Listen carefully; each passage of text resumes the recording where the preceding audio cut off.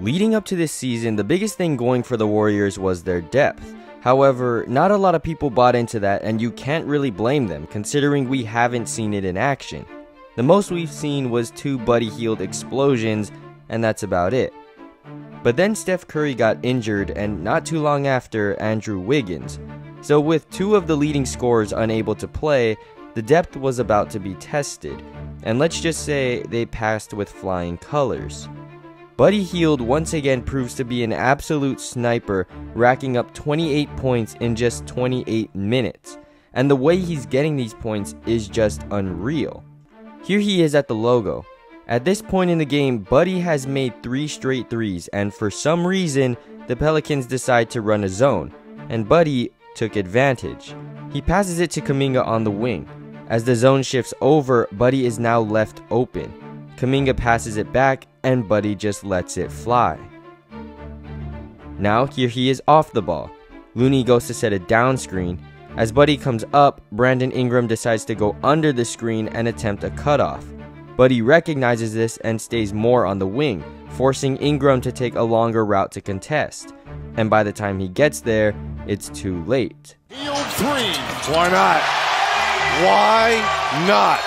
And if you want to know just how on fire he was, with a little under 3 minutes left in the game, Buddy Hield managed to score more points in the 4th quarter than the entire Pelicans team.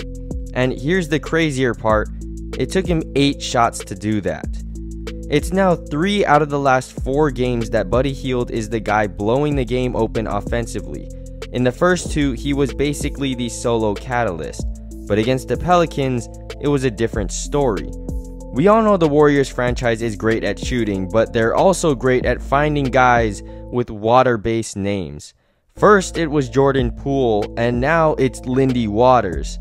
And Lindy isn't just a guy that happened to land in the Golden State system, but he's a guy that fits in with the Golden State system. Here he is setting a down screen for Trace. As Trace passes to Draymond, Lindy sets another screen, but this time for Moody. Once Moody cuts, Lindy comes back up off a down screen from Trace, and in a very similar fashion to Brandon Ingram, Zion attempts to cut off Lindy at the top. But Lindy sees that and stops at the wing, giving him a wide open 3. And Houston picked up Waters 3. Look at this, man. This kid is on fire. And we can get caught up with his shooting, but what really stands out is his willingness to move off the ball. Here's Lindy without the ball. He goes to set a screen for Buddy, but before he even sets the screen, his defender tries to cheat the play. Now the slip is wide open and Lindy takes advantage. Marcus Straight, he'll be bringing the ball up. They get the cutting Waters for 2. Waters and Hield combined for 49 points and led the way for the Dubs.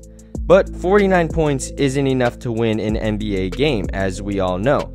So there must have been other contributors, and those were none other than the young gun trio of Podziemski, Kuminga, and Moody. 53 points between the 3 of them to help support the scoring load. But although the offense was a bright spot of the game, I would say that the defense the Warriors played was the ultimate difference maker. The Pelicans were forced into committing 23 turnovers, which resulted in a mind-blowing 34-5 points off turnovers disparity. And it's not like the Warriors consist of the best perimeter defenders in the league or anything, but they just played harder and wanted it more. And sometimes that extra effort is all it takes to win games. And the Warriors proved exactly that. Obviously, it's never a good sign to see a player injured, especially one of Steph Curry's caliber, but without him in the lineup, a lot of the role players are becoming more comfortable and learning how to play when Steph's off the floor. Hopefully, Buddy can keep this shooting up and Lindy begins to slide into some minutes. But what do you guys think about the Warriors' depth in this game? Do you think with Steph out, the bench will begin to thrive, or will the difference not be too significant? Let me know in the comments down below, and I'll catch y'all in the next one. Peace.